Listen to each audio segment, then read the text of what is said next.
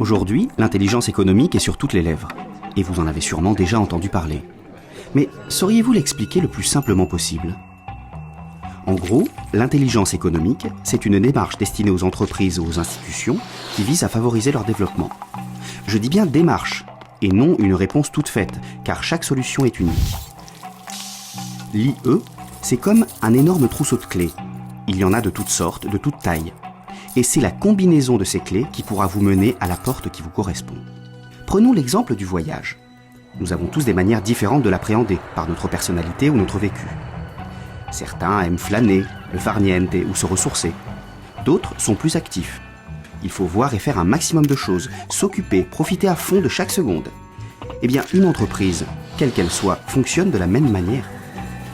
L'intelligence économique, ça commence donc par là. Prendre conscience d'un besoin, le définir et se fixer un but précis.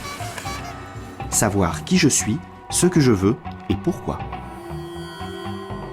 Autre exemple. Lorsque vous faites vos courses, la liste des choix de produits est interminable. Marque, composition, prix, label, qualité. Autant de facteurs qui font que le choix est parfois difficile et, finalement, ne nous convient pas forcément. Dans le monde du travail, cette même règle s'applique.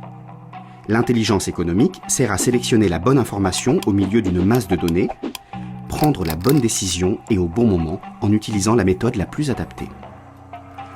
C'est également des solutions pour maîtriser et protéger l'information stratégique, une sorte d'assurance de la sécurité de vos données, comme pour votre maison ou votre voiture.